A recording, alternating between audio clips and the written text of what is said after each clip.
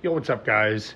It's Bryce from Coldcat Sports, and welcome to another episode of the Coldcat Sports Show. I am your host, Bryce, and we are going to talk about a few things, but we're going to go in depth with the Super Bowl because this is the biggest NFL game of the year. We have the Kansas City Chiefs versus the Philadelphia Eagles. I'm going to tell you why both teams have a chance. First, the Chiefs. I'm going to tell you why I think they have a chance to win, and it's fairly obvious, and it's one player and one player only. Well, two. Well, it's two conditions.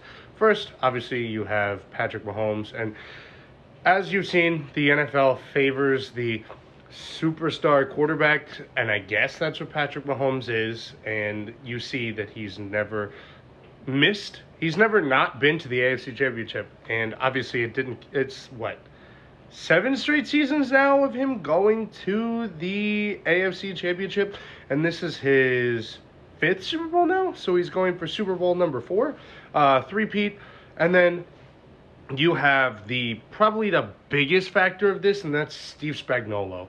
And yes, we've seen Spags stop some of the most elite offenses we've seen. We saw them last year in the AFC Championship dominate the Baltimore Ravens, who had 14 wins last year, and he made them look like just an average team.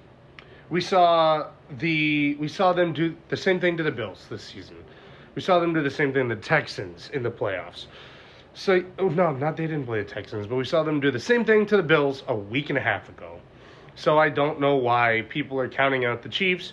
I've learned to not count out the Kansas City Chiefs because I've looked like an idiot betting against the Kansas City Chiefs too many times.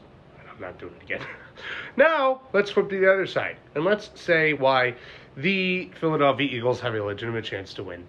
Their defense is vastly improved from last year. I think this defense might be better than the defense they had when they went to the Super Bowl 2 seasons ago. You obviously have Jalen Hurts, who is an elite running quarterback. He has Devontae Smith and A.J. Brown and Dallas Goedert to throw the ball to. And then they have the best running game in the entire league. They have the best offensive line in the entire league. They probably have the best roster in the entire league. So I don't see a scenario where they are going to be outmatched in this game. But if I had to give my legit prediction, I would say it's going to be the Kansas City Chiefs that win the Super Bowl.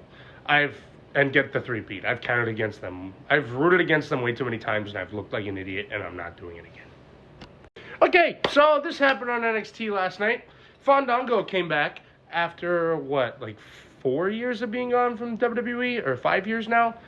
I love this. He's still, obviously, with TNA, but I'm excited to see Fandango back, at least in WWE. In any capacity, it's going to be absolutely fantastic. Micah Hyde retired yesterday from the NFL. 12 seasons with the Packers and the Bills. Best wishes in retirement. You had a solid NFL career. Enjoy the rest of your life. Okay, so the Rams told Cooper Kupp that they are working to trade him as soon as possible. Honestly, I don't love it, and I don't get why they're doing it, because Cooper Kupp and Puka Nacua, when they're on the field, they're absolutely unstoppable. And who's Matt Stafford going to throw to? Because we saw portions of last season where when both Cooper Kupp and Puka Nacua were out, they looked horrible.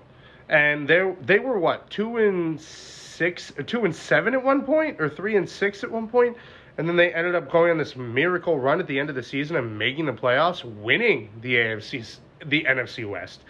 I think this is dumb. I don't know why the Rams are doing it, but oh well.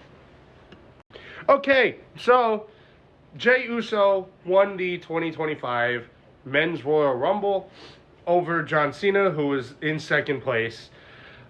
I didn't know what to think at first, but in reality, it was the right move. Jey Uso is a guy who has proven that he deserves the main event scene, and we're going to see now where he's probably going to face Gunther at WrestleMania and take the title off of Gunther. But it's well-deserved for Jey Uso, And John Cena, yes, it's his retirement tour, so everybody thought, including me, that John Cena was going to win the Royal Rumble. But in reality, this is the right decision. You got to look past 2025, and that's what the WWE is doing with this move when they had Jey Uso win the Royal Rumble. While we're on that, let's talk the Women's Royal Rumble, because Charlotte Flair won the 2025 Women's Royal Rumble. And I see a lot of people upset that Charlotte won the Royal Rumble, but with the booking it was going, I didn't see anything else make more sense than Charlotte Flair winning, because Roxanne Perez, too new. Rhea Ripley wasn't in the Royal Rumble because she was obviously the champion. Bianca is not in the right window at this point to win the Royal Rumble, and Becky Lynch wasn't there, so I really don't see a scenario where anybody else was going to win the Royal Rumble. You didn't have Jade Cargill also. So I don't mind Charlotte Flair. And people are mad because she comes back and gets an automatic title shot. But we forget that in 2023, the WWE did exactly the same thing with Cody Rhodes. His first match back was the Royal Rumble match. He wins and faces Roman at WrestleMania. But because Cody is loved by everybody, all of a sudden, it's no big deal. But Charlotte, who very well so has built herself up over the last 10 years, Cody was just handed this out of nowhere. Cody was pushed down our throats, whether we were ready to have Cody shoved down our throats or not. Had they have built Cody up, like mid-card, dominate the mid-card, then slowly build them up to the main event scene, that would have worked. But no. So people that are mad about Charlotte coming back and winning the 2025 Women's Royal Rumble match need to think about that there was really no other option that made sense based on the booking that was given for that match. Okay, then one last news report, because this happened, I think, last Friday, but now DeJounte Murray is done for the rest of 2024-2025 season, and possibly the rest of the 2025-2026 season, as he tore his Achilles. And this just sucks for the Pelicans, because they gave up a decent amount to get him, and then he breaks his hand first game of the season. He's out for like a month and a half, and then he comes back, starts playing decent with all the injuries they have with Brandon Ingram, CJ McCollum, Zion Williamson. And then he tears his Achilles, and this is just a lost season for the Pelicans. And it seems like this is one of very many lost Pelicans seasons over the last few years. Because ever since the Anthony Davis trade, they've made the playoffs twice. So, yeah, this sucks for the Pelicans, but honestly, they didn't do enough to build around this core. They had Lonzo. They traded Lonzo, which was a mistake to trade Lonzo, as we see what happened now. They've made numerous trades to try to fix their point guard spot, and it hasn't helped. And this trade is another trade that's going to set them back for many years to come. All right, that's going to do it. Hope you guys liked this episode, and remember, tomorrow night I will be doing a 2025 trade deadline reaction Coldcat Sports episode. So be on the lookout for that tomorrow night.